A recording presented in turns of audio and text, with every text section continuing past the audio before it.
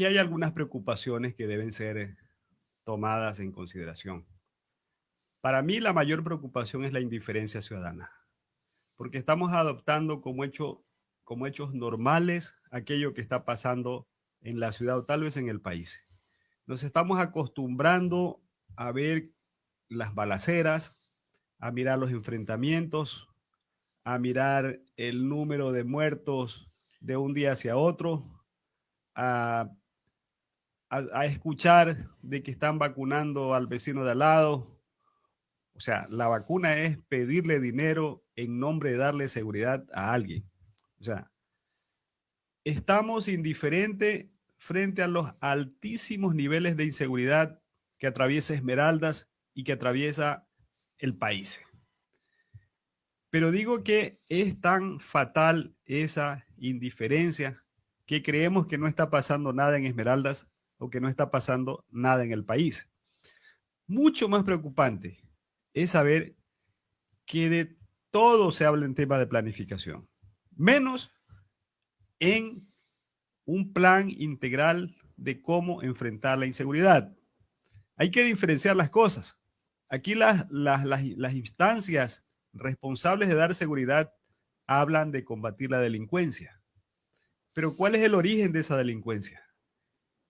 ¿A qué se explica de que hayan ciudades seguras en el Ecuador y que hayan ciudades altamente inseguras en el Ecuador? Eso requiere de un análisis, requiere de un estudio, requiere de un diagnóstico. Porque si no lo hacemos, pues el Estado seguirá gastando ingentes cantidades de dinero en más policías, en más ambulancias, en más carros para la policía, en más armas, en más bombas. Podrán super equipar a la policía con todo lo que quieran. Y que está bien que se invierta, pero hay que invertir en el otro sector, allá apunta, ¿no? Eso está bien, pero aquí hay que tener entendido que las epidemias, así como hay epidemias biológicas, también hay epidemias sociales.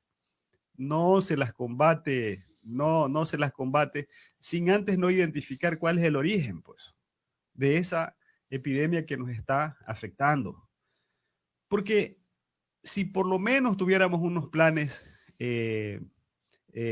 preventivos para poder enfrentar estos males, sería importante. Ahora si nos adentramos un poquito a analizar las estadísticas, las cifras, sería bueno que la policía, más allá de decir de sus pequeños operativitos medio fríos que hacen diariamente, ¿cuál mismo es la realidad? ¿Cuál es el cuadro? ¿Qué es lo que está pasando? ¿Cuántas bandas hay en Esmeraldas? ¿Cuántas hay en el Ecuador? Me agradó el día de hoy escucharlo al presidente Lazo anunciar de que van hacia una intervención, se está decretando un plan de emergencia para pacificar las cárceles. Aunque no es novedad, siempre han habido planes de pacificación. Pero ahí está uno de los primeros orígenes. Increíblemente, las cárceles se han convertido en el centro de perfeccionamiento del delito. Se han convertido en los lugares, yo digo siempre que ese es el quinto poder del Estado, porque de allá se dictan leyes, resoluciones, acuerdos, se dan disposiciones y esas disposiciones son las que se acatan afuera. ¿Acaso que la mayoría de los asesinatos, de los crímenes, de los sicariatos que se cometen no son dictados desde las cárceles del Ecuador? El último problema, el último acto de violencia que hubo en las cárceles implicó 100 muertos. Pues. Después de esos 100 muertos, no ha pasado absolutamente nada en el sistema carcelario, porque ahora acaba de haber un nuevo desorden carcelario, y en ese entonces los crímenes fueron con cuchillo, fueron con pistolas, con revólveres nacionales. En este momento los nuevos asesinatos son con fusil. Quiere decir que a partir de esa época hacia acá, más bien en las cárceles se rearmaron e intensificaron su guerra, su acción violenta, su control respecto al país. El Estado ecuatoriano está controlado, la delincuencia en el Ecuador está controlada desde las cárceles. Pero yo le pregunto a la Policía Nacional, al Ejército, al SNAI, al sistema carcelario, ¿tan difícil es controlar las cárceles? Por favor, tan difícil es controlar las cárceles. Pero ¿cómo es que en países grandes como en Estados Unidos, por ejemplo, en Reino Unido, en Europa, usted no escucha que los presos tengan, o sea, tienen lo importante que es seguridad dentro del sistema carcelario, porque en la cárcel también hay gente buena, hay gente que muchísimos están injustamente en el sistema carcelario. Sin embargo, esos estados, a todos los que están adentro les garantizan seguridad. A todos les garantizan seguridad y el Estado manda. No es que desde las cárceles se manda y se da órdenes. Aquí se habla claramente de que en las cárceles están metidos los cárteles mexicanos, pues. Debiera darnos vergüenza en el Ecuador escuchar esas cosas, que la cárcel, que son cuatro paredes, donde hay todo un control, y que desde las cárceles pongan de rodilla a un país, a un Estado. Eso debiera darnos vergüenza.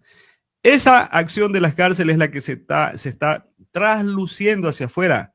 Usted escucha de los tiguerones, escucha de los águila, escucha de los nueva generación.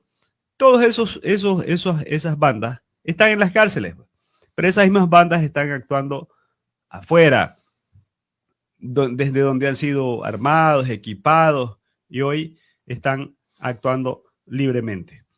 De tal manera de que en Esmeraldas, en el país, se requiere de acciones, de acciones, no solamente de que se combata la delincuencia, sino que vayamos hacia un plan integral, porque aquí también hay que entender a los jóvenes, pues.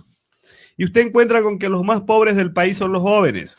Los Nelson, más desatendidos es que no se son los habla jóvenes. de esto que usted ha tocado, un plan integral. Qué bien que estamos por ahí. Lo que se habla es que se declaren emergencia las cárceles, pero dentro de eso no se habla de este plan integral para llegar al fondo del problema, para llegar a eso que está afectando, porque usted ha dicho, antes fue un poquito, ahora ya el índice de violencia aumenta, no ha bajado, no ha disminuido. Esas cosas tienen que ser entendidas. A esas cosas hay que darle una respuesta. O sea, ¿qué está pasando en los centros carcelarios?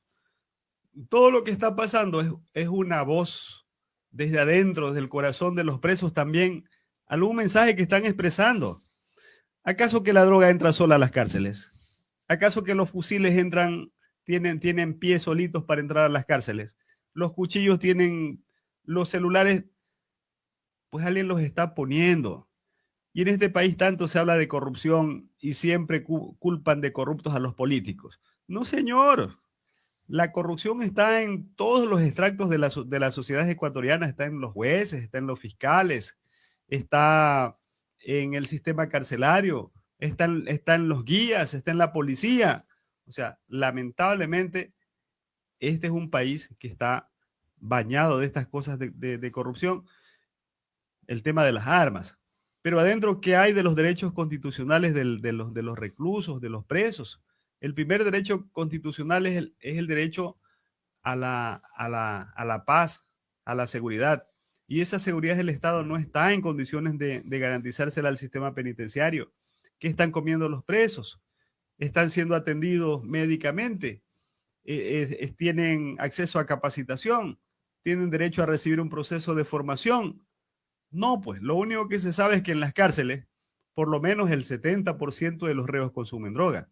Y también conocemos cuál es el efecto del consumo de drogas en un individuo. Sabemos lo que significa para un individuo estar drogado, con una elevadísima irritabilidad, con haber perdido la conciencia emocional, con el desborde que significa de la personalidad de un individuo. O sea, las cárceles constituidas en un verdadero bomba de tiempo.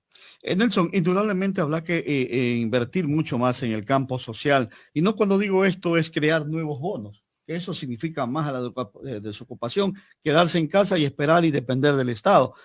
No significa más darle un bono o entregar por ahí una dádiva, sino que habrá que trabajar desde ese mismo hogar.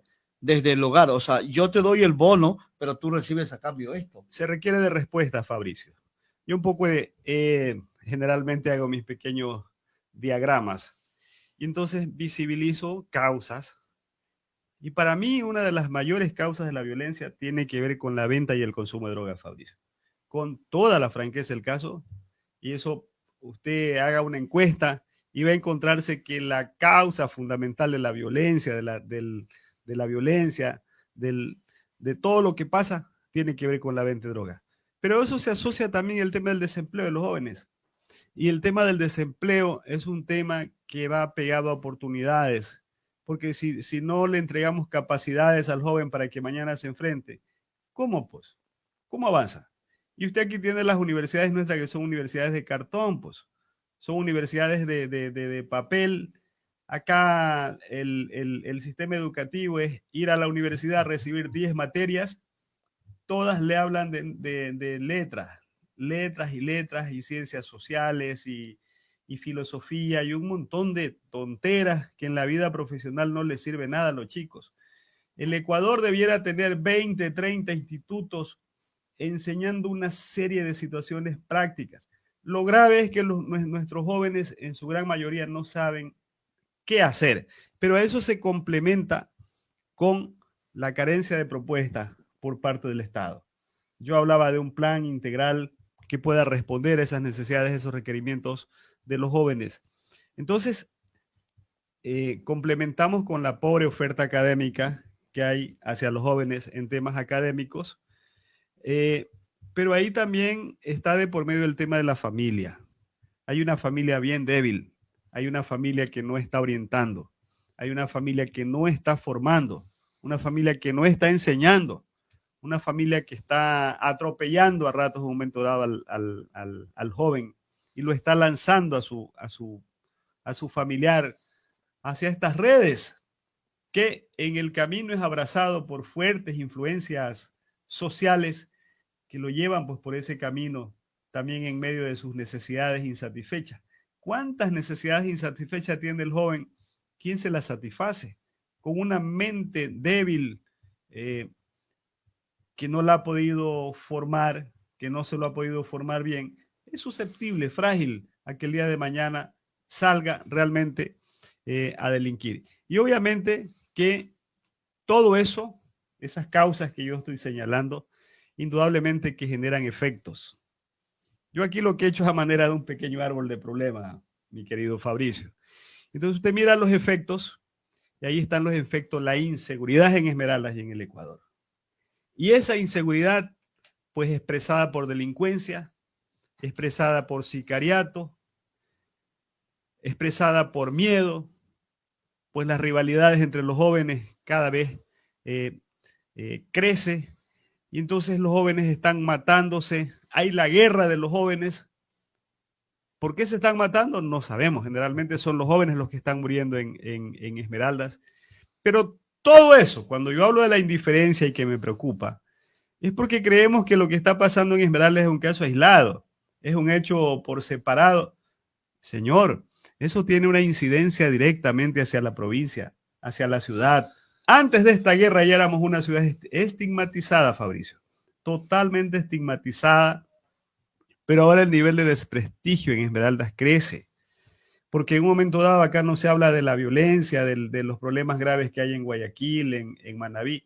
No, el ojo se lo colocan Esmeraldas. Pero entonces cuando yo hablo de ir hacia acciones integrales, ¿verdad? ¿Qué esperamos de los jóvenes si todos los complejos deportivos ninguno sirve? O están cerrados. Si para entrar a jugar al estadio hay que pagarle un poco de plata a la fe, por ahí algún sabido que se lucra de algún recurso de que el día de mañana alguien quiera hacer fútbol profesional, pero lo primero que tienes es que pagarle a algún organismo por un bien que es del Estado. ¿Cómo los jóvenes se distraen, se recrean si los centros deportivos no están dispuestos? Donde no hay industrias, donde no hay capacitación continua, oportunidades. donde no hay oportunidades. Acá lo que tenemos es una juventud totalmente desorientada. Y finalmente, Fabricio le decía que Esmeraldas está siendo seriamente perjudicada por lo que está pasando, porque los niveles de desprestigio, de desconfianza hacia Esmeraldas cada vez crecen. Hasta hace poco estuvimos contaminados por los efectos del tal Guacho. Entonces solamente se hablaba de Esmeraldas, pero no como la Esmeraldas donde hay el talento de los grandes deportistas, no de Esmeraldas Siempre se toma la parte negativa. Siempre la parte negativa. No de la Esmeraldas rica en gastronomía, donde se prepara la mejor comida. No de la Esmeraldas de la marimba. No de la Esmeraldas del buen bailador de salsa. No del esmeraldeño hospitalario. No, pues, acá todos los epítetos, los más horribles para Esmeraldas, que lo hemos ganado. Lamentablemente nos hemos ganado y a ratos todos los días estamos reclamando en el contexto nacional un mejor trato.